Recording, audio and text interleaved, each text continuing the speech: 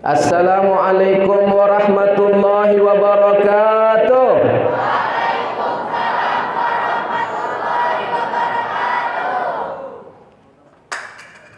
Bersyukur kepada Allah dengan mengucap alhamdulillahi rabbil alamin. Bersolawat kepada Rasulullah sallallahu alaihi wasallam dengan mengucapkan Allahumma salli ala sayyidina Muhammad wa ala alihi wa ashabihi ajma'in. Dan marilah kita mengingat pada pagi hari ini kita memperingati kelahiran seorang yang luar biasa akhlak dan budi pekertinya, seorang yang benar-benar dengan kegigihan dan perjuangannya menegakkan Islam ini sehingga saat ini kita dapat menikmati indahnya iman, Islam dan ilmu pengetahuan. Siapa beliau?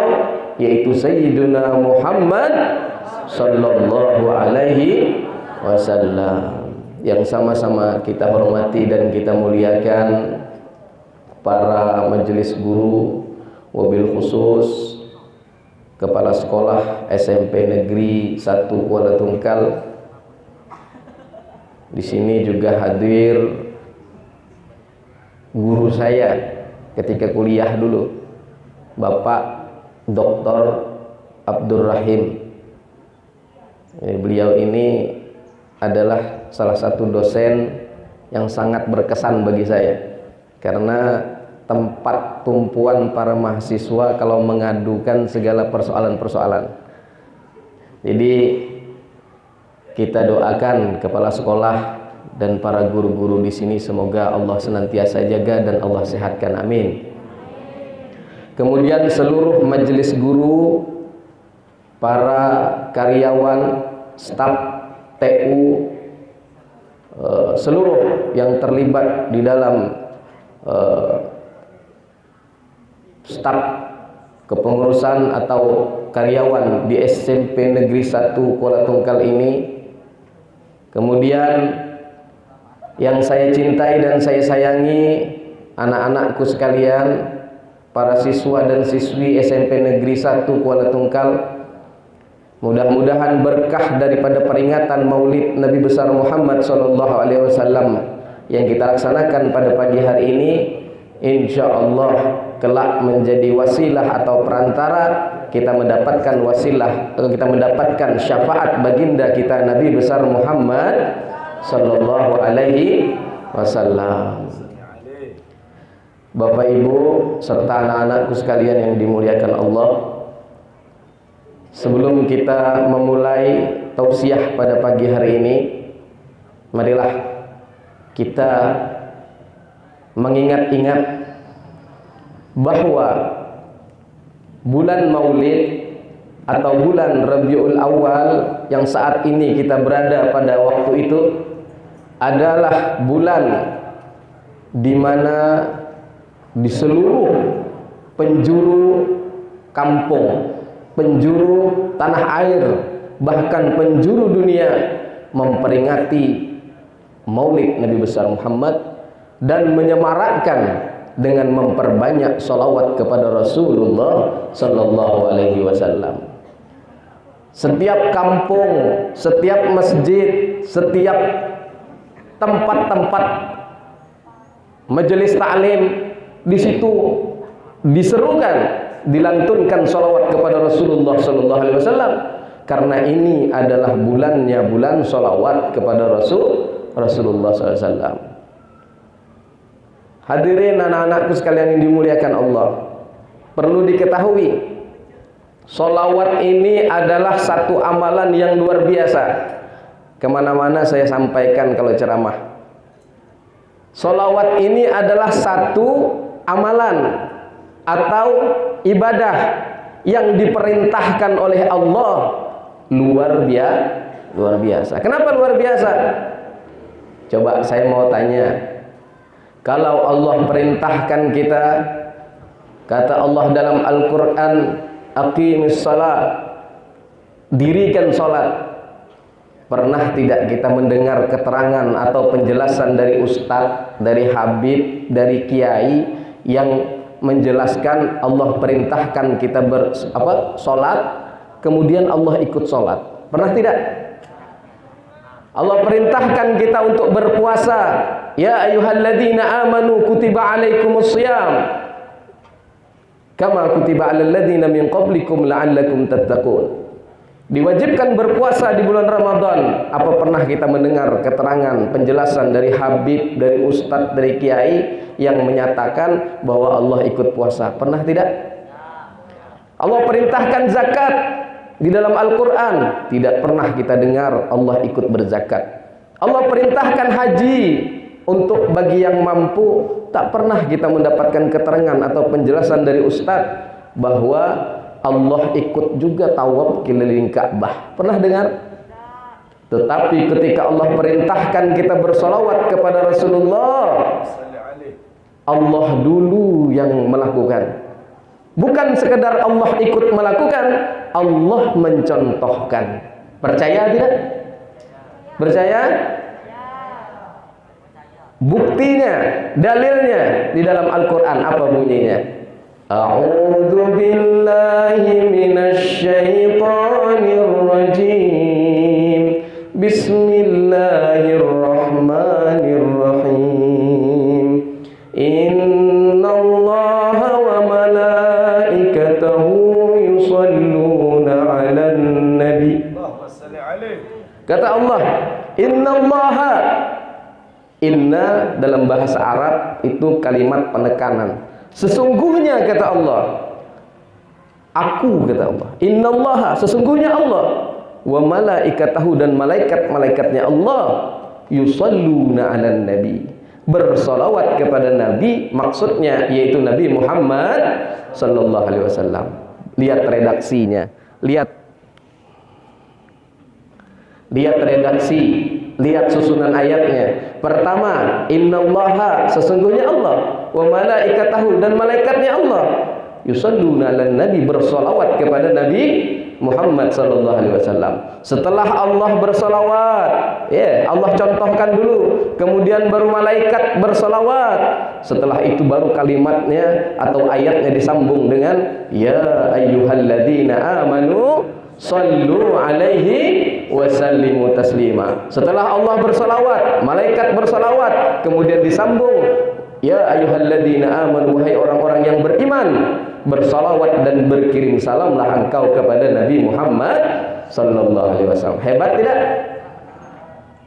Allah langsung ikut juga bersolawat memuji kanjeng Nabi besar Muhammad sallallahu alaihi wasallam. Nah, inilah diantara keutamaan daripada sholawat. Ini momentum atau waktu yang paling pas kita memperbanyak sholawat kepada Rasulullah. Salah satu tanda tadi disebutkan oleh teman kita yang tausiah, kata beliau, kalau kita itu ingat kepada Allah, maka Allah akan ingat. Tetapi kalau kita kufur, Allah akan azab.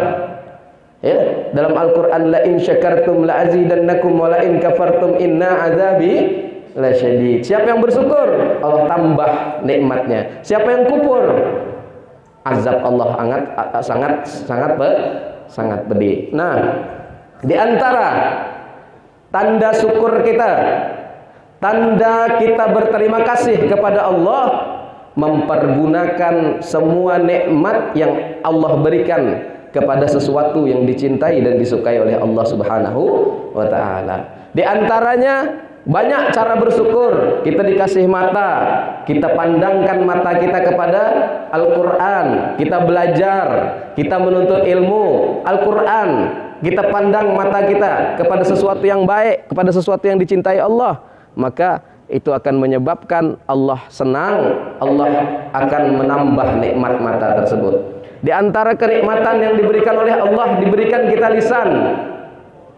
Tanda syukur kita atas diberikannya lisan oleh Allah SWT, kita bersolawat kepada Rasulullah sallallahu alaihi wasallam. Insya Allah banyak manfaat atau fadilah, keutamaan daripada solawat.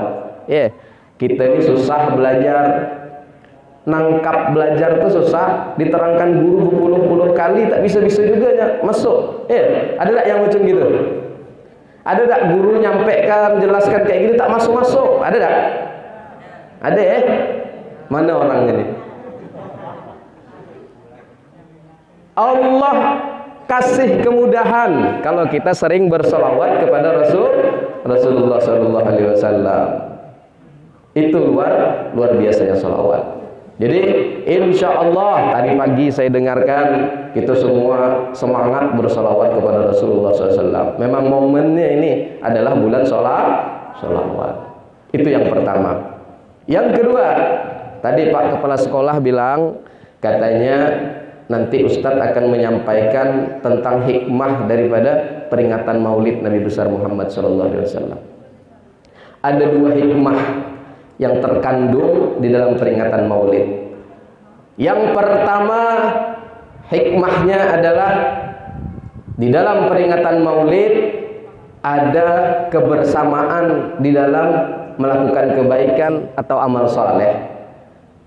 Di dalam Maulid ada kekompakan untuk berbuat atau beramal kebaikan. Coba tadi pagi kita kumpul di sini bersolawat, itu rame, senang. Yang tidak biasa bersolawat pun ketika mendengarkan hadrah ditabuhkan tadi ikut bersolawat. Kenapa? Karena adanya kebersamaan. Dengan kebersamaan itulah membangkitkan semangat kita untuk beramal kepada Allah Subhanahu Wa Taala. Coba kalau kita dewean di rumah, ada tak yang mau bersolawat kayak tadi? Saya yakin tidak ada. Saya aja balik ke rumah misalnya habis sholat, habis sembahyang, sholatullah salamullah, enak tak? Ada tak yang kayak gitu? Tetapi ketika dikumpulkan rame-rame sama-sama, yang tidak biasa bersalawat, ikut bersalawat kepada Rasulullah. Kita dikompakkan untuk melakukan kebaikan-kebaikan berkat atau keutamaan daripada peringatan Maulid Nabi besar Muhammad Sallallahu Alaihi Wasallam. Yang kedua, peringatan Maulid Nabi besar Muhammad SAW adalah momen untuk kita melakukan pengkajian ilmu.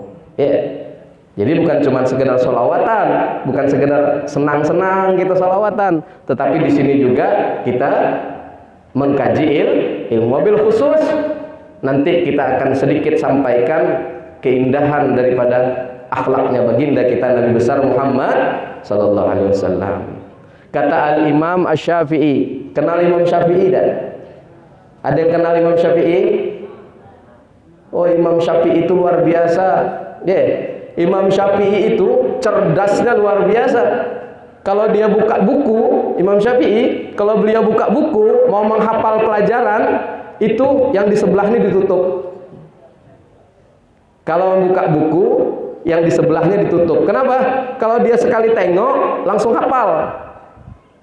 Nah, itu Imam Syafi'i. Kalau kita berapa kali ngapal? Sampai 100 kali bolak-balik tapi tidak hafal-hafal Tapi kalau Imam Syafi'i sekali tengok langsung hafal. Pernah satu ketika Imam Syafi'i pergi ke masjid. Kalau beliau pergi ke masjid ditutup telinganya, kupingnya disumbat. Kenapa? Karena kata Imam Syafi'i, kalau aku tak tutup kupingku nih, nanti aku dengar percakapan orang-orang yang ada itu langsung terekam, langsung aku ingat semuanya. Maka aku tutup kuping. Itu Imam Syafi'i. Imam Syafi'i pernah berkata, Imam Syafi'i pernah kalam. Apa kata beliau? Wa man arada dunya fa alaihi bil ilmi. Barang siapa yang ingin dunia, maka hendaklah dengan ilmu. Artinya apa?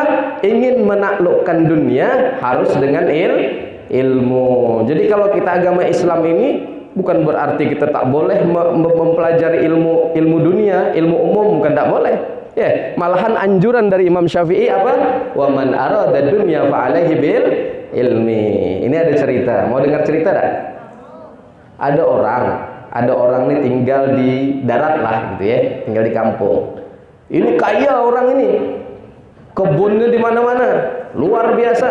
Pokoknya orang kaya begitu Tapi satu, dia tak punya anak. Dan juga satu, dia tak suka dengan ilmu umum. Ilmu umum itu tak suka dia. Kenapa? Kata dia, apalah belajar ilmu umum tuh, nanti kita tak masuk surga dengan ilmu itu. Apalah belajar bahasa Inggris tuh, nah ada nanti bahasa Inggris tuh bahasa neraka katanya. Nah, ini orang kampung tadi. Lalu satu ketika dia pengen pergi ke kota. Pengen pergi ke kota ngapa? Pengen nanti kalau sudah panen banyak dapat duit, aku nak pergi ke kota, pergi ke Jambi lah, nak pergi ke rumah makan internasional. Oh iyalah, pas panen pergilah dia ke Jambi. Pergi ke Jambi, nak makan di rumah makan internasional. Cari ketemu rumah makan internasional. Rumah makannya besar. Semua orang-orang di seluruh dunia ini masuk ke dalam tuh makan. Sampai di Jambi, oh ketemu ini rumah makan internasional. Pas nengok, rupanya di depan pintu ada tulisan open. Pakai bahasa dia rumah makan internasional, jadi pakai bahasa Inggris. Kata mamanya orang kampung tadi, dia ini benci dengan bahasa Inggris. Jadi kata mamanya nengok tadi itu, apa kata mamanya? Masya Allah, baru sekali ini aku nengok open besar macam gitu. Tahu tak dengan open? Yang perempuan nih kalau mau lebaran biasanya bikin kue pakai open. Sangka mamanya tadi itu tuh open untuk bikin kue. Nah, pas ketika itu kata bapaknya di sebelah, sesama bubuduhan, ya tak? Sesama tak ada ilmu. Apa kata bapaknya?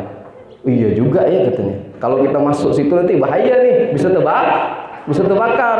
Padahal rumah makan internasional. Sekalinya kata bapaknya, apa kata bapaknya? Kita tengokkan dulu siapa yang masuk. Kalau yang masuk tuh nanti terbakar, kita tak jadi. Iyalah kata mamanya. Sekali ditengokkan, ternyata yang masuk orang Cina masuk. Orang Cina cirinya macam mana? Orang Cina cirinya badannya putih, matanya sipit, ya tak? Pas masuk orang Cina, kata bapaknya apa? Kata bapaknya, kita tunggu dulu Pak, sekitar beberapa menit. Nanti orang yang masuk tadi itu terbakar apa tidak? Kata mamanya, iyalah kita tunggu. Ditunggu beberapa menit, ternyata keluar. Yang keluar siapa? Yang keluar ternyata orang Afrika. Ya, orang Afrika tahu ciri khasnya ya? Orang negro, hitam badannya. Nah kata mamanya, ini bahaya nih. Kalau kita masuk ini bisa terbakar nih. Sudahlah, tidak jadi kita pergi ke rumah makan internasional katanya. Makan nanti masuk ke dalam terbakar karena tidak punya ilmu. Akhirnya balikan lagi, tidak jadi masuk ke rumah makan. Padahal kalau dia tahu bahasa Inggris, dia masuk ke dalam open tuh, buka artinya. Masuk bisa makan yang enak. Akhirnya balik lagi ke kampung, rebus pucuk ubi, dengan ikan asin digoreng, tapi dikasih air, dikasih garam, dikasih asam, dikasih bawang, dicacapkan kata orang Tungkal, akhirnya tidak bisa makan enak. Coba kalau dia punya ilmu makan enak. Jadi ilmu dunia kata Imam Syafi'i tak boleh ditinggal juga. Paham ya? Nah, jadi kalau bahasa Inggris belajar jangan malas-malasan. Saya ini pernah juga bang sekolah dulu kalau sudah bahasa Inggris mulai belajarnya malas. Nah, itulah yang pertama kata Imam Syafi'i. Yang kedua kata Imam Syafi'i, wa man aradal akhirah fa alaihi bil ilmi. Kalau ingin gampang, ingin mudah masuk ke dalamnya surganya Allah Subhanahu wa taala di akhirat nanti, harus dengan ilmu. Ilmu agama itu ada 3 yang penting, yaitu ilmu akidah, ilmu fikih, ilmu akhlak. Nah, yang 3 ini harus kita pelajari. Itulah diantara keutamaan peringatan Maulid Nabi besar Muhammad SAW. Kita diserempakkan, kita dikompakkan beribadah, beramal kepada Rasulullah SAW, dan kita di situ mendapatkan ilmu pengetahuan, wabil khusus ilmu agama. Sebelum kita tutup, karena waktunya singkat, hari sudah panas ya. Sebelum kita tutup, kita bernostalgia dengan keindahan akhlaknya baginda kita Nabi besar Muhammad sallallahu alaihi wasallam. Ini ada cerita lagi ya. Ada cerita lagi. Ada orang dulu ya, dia punya guru. pengen betul bermimpi dengan Rasulullah SAW. Ini guru, ini murid pengen sekali bermimpi bertemu dengan Rasulullah SAW. Jadi kata gurunya, kata murid tadi datang kepada gurunya, kemudian berkata, wahai guru, ada tak cara supaya bisa bermimpi dengan Rasulullah? Kata gurunya, bisa. Apa caranya? Iya, kalau panas pindah dulu. Shallu ala Nabi Muhammad.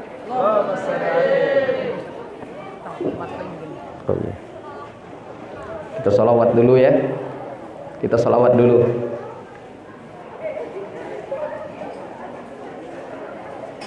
Sallallahu ala Muhammad. Sallallahu alaihi wasallam. Sallallahu ala Muhammad. Sallallahu alaihi wasallam. Semuanya. Sallallahu ala Muhammad. Sallallahu alaihi wasallam. Sallallahu ala Muhammad. Sallallahu alaihi wasallam. Kita sambung ya. Masih semangat? Masih semangat? Semangat. Sedikit lagi ya, sedikit lagi. Jadi tadi ceritanya ada seorang murid, dia mengadu kepada gurunya, wahai guru, aku ini sudah lama bersalawat, aku sudah lama menjalankan sunnah Rasulullah, semua sudah aku lakukan, tapi kenapa tidak bisa bermimpi dengan Rasulullah Sallallahu Alaihi Wasallam? Kata gurunya apa? Kata gurunya, oh, aku kasih amalan supaya bisa bermimpi dengan Rasulullah. Apa amalannya? Amalannya disuruh hari itu dari pagi sampai malam makan ikan asin. Makan ikan Ini murid protes juga dalam hati. Apalah guru nih, orang anak mimpi bertemu Rasulullah kok disuruh makan ikan asin? Ya, orang dikasih amalan ke zikirnya berapa, sholawatnya berapa supaya bisa bermimpi Rasulullah. Ini disuruh makan ikan asin. Akhirnya tidak apa-apalah karena dia murid yang patuh. Akhirnya apa? Dia lakukan. Dari pagi sampai sore dia makan ikan asin. Syaratnya kata guru makan ikan asin tadi tidak boleh minum air putih. Ya, makan ikan asin tapi dari siang itu sampai sore tidak boleh minum air putih. Akhirnya ya sudah, sampai malam haus, makan ikan asin kan haus ya, tidak minum air sampai malam. Akhirnya dia tertidur. Pas tertidur dia bermimpi, ternyata mimpinya bukan bertemu dengan Rasulullah SAW. Apa mimpinya? Ternyata pas ketika bermimpi, dia bermimpi meminum air putih. Ya, enak betul minum air putih. Sekali pagi dia protes ke gurunya, wahai guru, engkau kasih amalan makan ikan asin seharian kemarin, pas pagi malamnya aku bermimpi tapi tidak bermimpi dengan Rasulullah. Kata gurunya, kenapa kau tak bermimpi dengan Rasulullah? Karena aku seharian haus sehingga terbawa-bawa ke dalam tidur minum air putih. Nah, kata gurunya, itulah jawabannya supaya engkau ingin bermimpi dengan Rasulullah. Apa yang menyebabkan engkau haus? Karena seharian kita makan ikan asin. Apa yang menyebabkan engkau mimpi minum air putih? Karena haus. Jadi kalau ingin bermimpi dengan Rasulullah, maka hendaklah engkau tumbuhkan kerinduan kepada Rasulullah SAW, sebagaimana engkau merindukan air pada siang hari. Baru muridnya tadi paham. Ternyata selama ini bersolawat kepada Rasulullah, berzikir, melaksanakan sunnah Rasulullah, tapi tidak ada dalam hatinya kerinduan kepada Rasulullah SAW. Ada tak di sini yang ingin bermimpi dengan Rasulullah? Ada tak? Ustadz nih, tidak ada asik mimpi Rasulullah. Enak. Ada orang di sorga menyesal, dia di sorga. Kenapa menyesal? Dia dapat makanan, dia dapat semua kenikmatan surga, tapi tidak bisa bertemu atau menatap indahnya wajah Rasulullah sallallahu alaihi wasallam. Saya ceritakan sini, ya. Kenapa kita tidak tumbuh kerinduan kepada Rasulullah? Karena kita tidak kenal dengan Rasulullah sallallahu alaihi. Mau kenal dengan Rasulullah? Mau kenal? Saya akan ceritakan sedikit tentang akhlak baginda kita Nabi besar Muhammad sallallahu alaihi. Karena kalau tidak kenal maka tidak sah. Kalau tidak sayang maka tidak cinta. Saya akan sampaikan, ya, Rasulullah bagaimana akhlak beliau kepada orang yang memberikan hadiah kepada beliau. Ada satu ketika ibu-ibu tua, dia ingin ngasih hadiah kepada Rasulullah berupa apa? Berupa anggur. Ini orang tua sebenarnya adalah orang yang miskin, menabung dia untuk bisa beli anggur. Tapi ketika anggurnya dibeli, kemudian dihadiahkan kepada Rasulullah, ketika itu Rasulullah duduk bersama para sahabatnya. Akhlak Rasulullah itu kalau dikasih makanan sama orang, dikasih hadiah, biasa dibagi-bagikan, dikelilingkan. Ini Rasulullah waktu itu dikasih anggur, tidak dibagi-bagikan. Nah, pas ketika dikasih anggur, Rasulullah cicip, makan sendiri, biasa dibagi-bagikan. Kemudian pas pulang ibu tadi, ya, setelah memberikan, kemudian melihat Rasulullah memakannya, senang hati ibu tadi, kemudian ibu tadi pulang.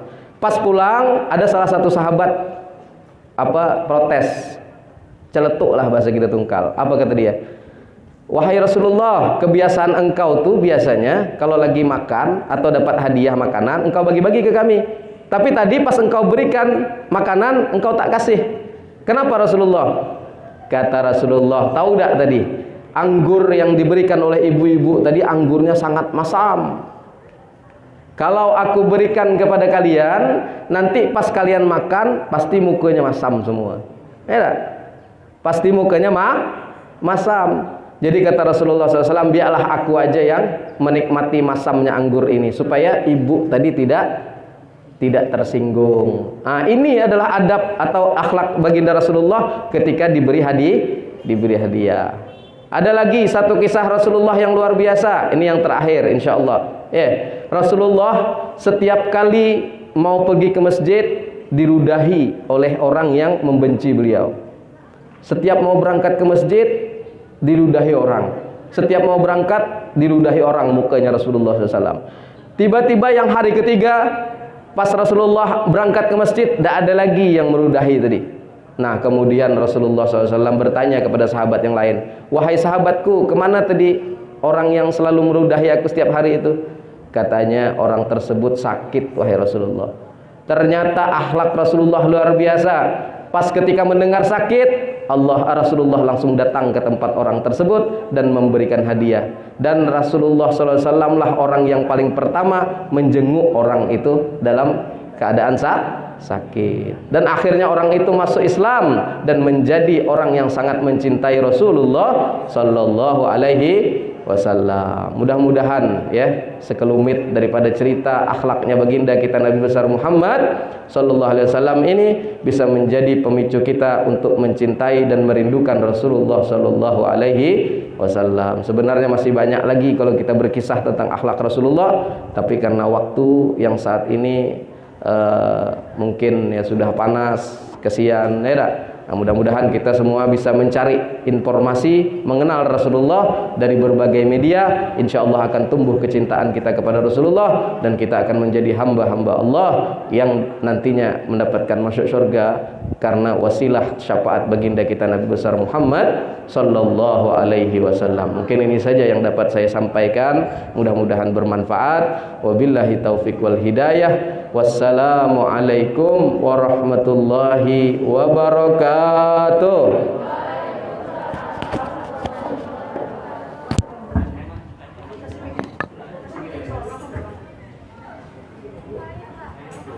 Pak,